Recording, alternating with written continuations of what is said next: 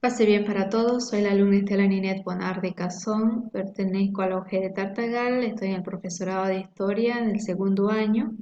En esta materia de Historia Moderna nos acompaña el profesor Juan Carlos Bobadilla y vamos a hablar sobre la economía preindustrial en el siglo XVII, la crisis económica, ¿no? Este siglo pasa por un tiempo de grave crisis que va desboronando el poderío político y la solidez ideológica de la cultura renacentista, pues se generó una crisis social y económica a causa de la existencia del capitalismo y la antigua economía, ¿no? Veamos estas causas que existen durante este siglo, vamos a entrar a ver las demográficas, ¿no? Esta causa se ve una pérdida de población a lo largo del siglo, generada por supuesto por el feudalismo, quien contrae epidemias de peste, malas cosechas, emigración, guerras, también escasez de mano de obra y por lo consiguiente la falta de metales, ¿no? Además, se dio una disminución del progreso económico en esta época de males que azotaron Europa, ¿no? Las altas tasas de natalidad son contrarrestadas por las altas tasas de mortalidad, especialmente infantil, ¿no? En las sociales observamos una sociedad que no valora el trabajo productivo, hay una aspiración a vivir como la nobleza, o sea, de las rentas, eh, está cimentada, ¿no?, en grandes latifundios cuyos propietarios percibían cuantiosas rentas de carácter feudal precedentes de una gran masa de campesinos desprovistos de tierras, ¿no? En la económica se ve que hay una recepción económica, hay una dificultad monetaria, su economía era agraria y ganadera, ¿no? La base entonces agraria y ganadera, entonces estamos hablando de una población fundamentalmente campesina que se concentra en las zonas rurales y las ciudades son pocas y escasamente desarrolladas, ¿no? En las políticas, en el exterior se quiere mantener la reputación, en el interior hay un gran deseo de recuperación del poder a la nobleza, reformas no emprendidas o fracasadas. Se observa hay una lucha por aparentar, casi estar bien, aunque era otra la realidad. Las guerras, que eran conflictos que generaban grandes repercusiones sobre las poblaciones en las que se tenía lugar. Las características de la economía preindustrial, nos encontramos con el predominio de una agricultura. Cuando hablamos de agricultura, nosotros recordamos, ¿no?, aquella revolución neolítica, ¿no?, en la prehistoria, o sea, el descubrimiento de la agricultura y de la ganadería, ¿no?, que implica el paso de una economía basada en la caza y la recolección a una economía de producción, ¿no?, que luego va a dar lugar a una revolución industrial, que es el paso de una economía agraria a una economía industrial y de servicio, ¿no? O sea, el incremento del crecimiento económico. Eh, Recordemos que la economía tiene una base fundamentalmente agraria, o sea, 3/4 de la población se ocupaban de tareas agropecuarias, ¿no? Se trataba de una agricultura en general caracterizada por su bajísima productividad, eh, por estar dirigida al autoconsumo. O sea, el campesino piensa fundamentalmente en alimentarse directamente él mismo y sus familias con el producto de sus tierras. No piensa en la comercialización todavía. El predominio de la manufactura artesanal, recordemos que en este siglo la industria era de tipo artesanal, ¿no? Los artesanos trabajaban en pequeños talleres y realizaban sus tareas a mano, empleando herramientas muy sencillas, ¿no?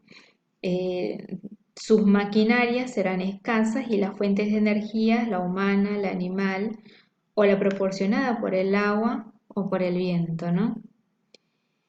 La población debilitada por epidemia, o sea, existe el descenso de la mortalidad catastrófica, o sea, la peste negra, entre otras, la mala nutrición, la falta de higiene, que fueron las causas de las elevadas mortalidad y de la baja esperanza de vida, ¿no? También el hambre que ocasionaba la crisis de subsistencia. Esto se daba por el escaso volumen de excedentes y reservas que generaban. Otras causas son las epidemias, ¿no? Y la más luctuosa fue la peste que asoló en Europa. Dentro de las características de la producción de la manufactura también esta característica está basada en la herencia medieval, ¿no? Hay una producción gremial, los países se abren a los productores de materias primas, existe una política que quiere fomentar la producción nacional de textiles, ¿no? Y esto consistía más que todo en seguir, ¿no? Viendo los pequeños talleres familiares, ¿no? Por eso se nos habla de esta herencia medieval, ¿no? Cuyos trabajadores eran propietarios de los instrumentos de trabajo. Y aquí, digamos, un comerciante o un gran fabricante de la ciudad les entregaba las materias primas para su transformación y posteriormente las recogía pagando por cada pieza realizada, ¿no? También cedía la materia prima a crédito.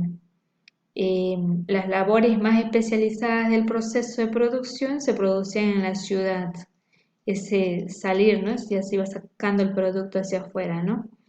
Sin embargo, un cambio muy importante en el proceso textil será la producción de manufacturas en las comarcas del siglo XVII-XVIII, ¿no? Este proceso se va a desarrollar en comarcas rurales europeas durante el siglo XVI, XVII y XVIII, ¿no? En estas zonas, un porcentaje muy importante de la población rural producía manufacturas para mercaderes lejanos, ¿no? O sea, en cierta forma la manufactura ha existido desde los inicios de la humanidad, ¿no? Ya que la artesanía producida mediante el esfuerzo manual de individuos expertos es una actividad económica común al menos desde la Edad Media. Veamos entonces las causas de esta nueva dirección productiva manufacturera. Y entre ellos nos encontramos con la crisis agraria del siglo XVII, la caída de precios agrarios de la renta agraria, ¿no? Veamos aquí que la caída de los precios del grano estimuló la demanda de productores de lujo como carne, bebidas, cultivos y manufacturas, ¿no? La situación llegó al extremo de que los productores de primera necesidad fueron los que más descendieron de precio.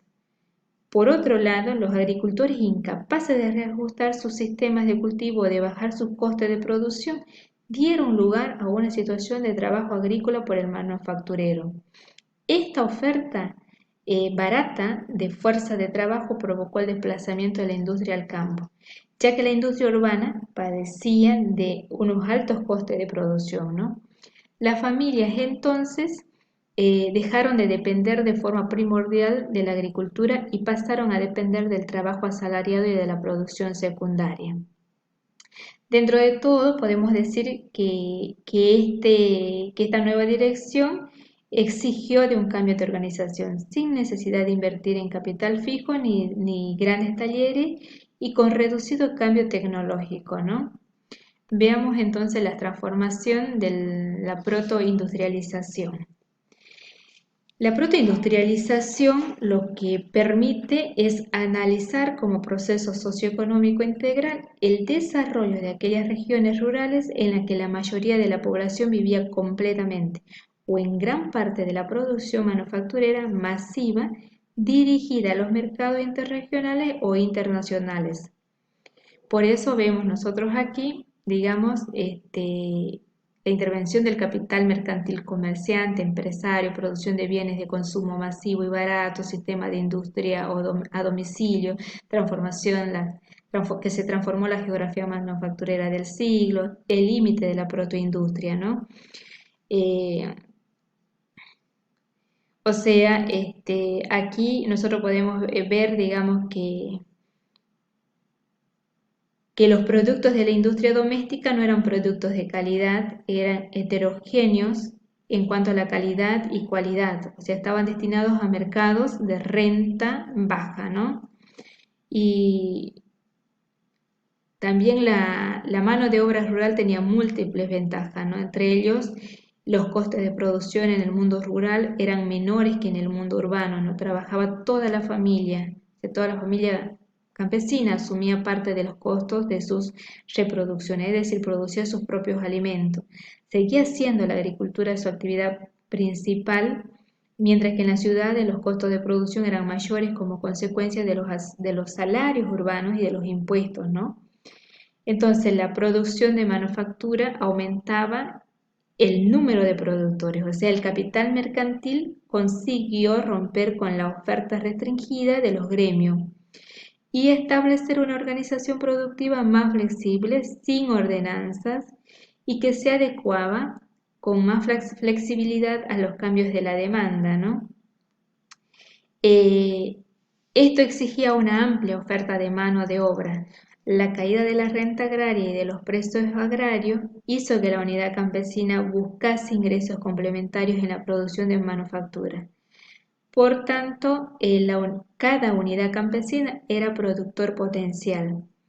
O sea, la oferta de mano de obra era elástica, es decir, siempre se podían añadir productores buscando nuevas familias campesinas.